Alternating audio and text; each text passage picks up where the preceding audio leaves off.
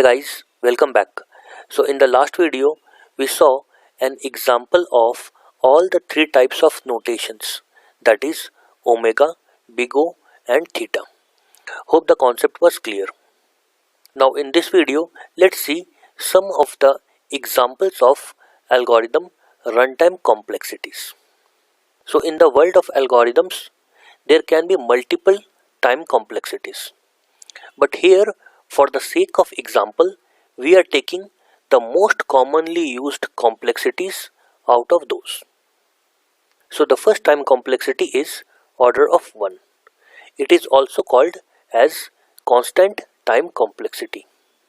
Now one of the examples where we can achieve a constant time complexity is adding an element at the front of a linked list.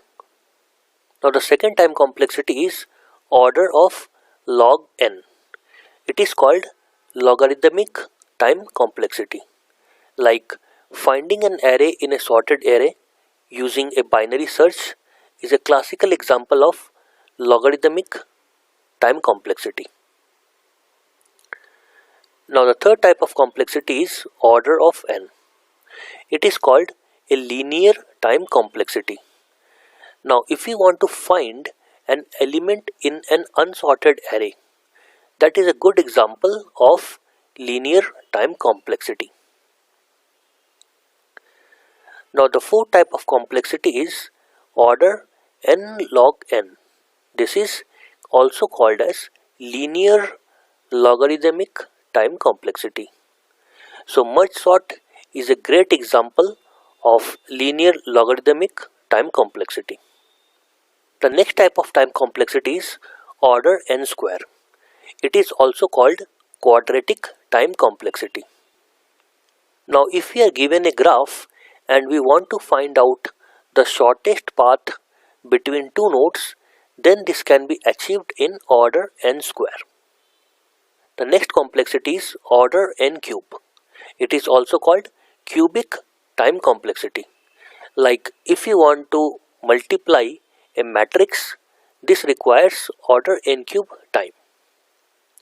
Now the last time complexity is order 2 to the power n. It is also called as exponential time complexity. So Tower of Hanoi is a standard problem, and to solve that problem it requires order 2 to the power n complexity. Now please don't worry if you don't understand lot of these examples out here, like what is merge sort, what is matrix multiplication, or what is shortest path in a graph. We are going to talk about all of these things as we progress with the course. So as of now, please just hang on. You need not understand each of the things that is given here in example. As we progress, we will understand each and every one of them. Fine. So now let's see how does all these 7 time complexities, if plotted on a graph, looks like. So this will give us a very fair idea about which complexity requires how much time. Now here we have a graph. On a x-axis we have given elements, which is nothing but the number of inputs that is provided to the algorithm. Whereas on the y-axis we have operations that is performed using that algorithm. So as we can see, order of 1 is a constant time complexity, hence it does not depend on the number of elements. Hence we don't see it in this graph. So if we are processing, let's say 100 elements, it will take order 1 unit of time. Or if we want to process 40 elements, still it will take order of 1 time. Hence, with the increase in number of elements, the time complexity does not increases. It always remains constant, that is order of 1. So here we have a thin line which is in blue color, which is not visible right now, but we have it here under this red line, indicating that whatever be the number of elements, the operation always remains constant, that is 1. Now if we go to the second time complexity, it is order log of n. So we see that log n is represented with a red line over here. Similarly, order of n, this line over here represented in green.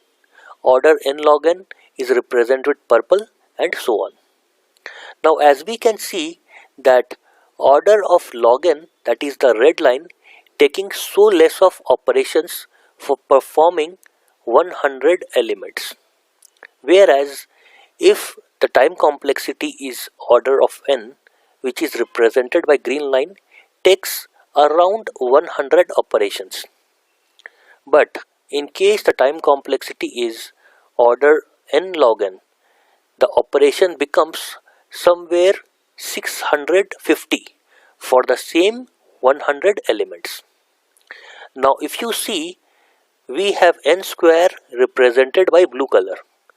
So only for around 35 elements it is taking 1000 plus operations. And orange and the light blue color takes even more time compared to the other operations. So I hope this gives you a fair idea about how one time complexity comparison to other time complexity does so much of difference in terms of the time that it takes. Fine, so that was all about some of the examples of algorithm runtime complexities.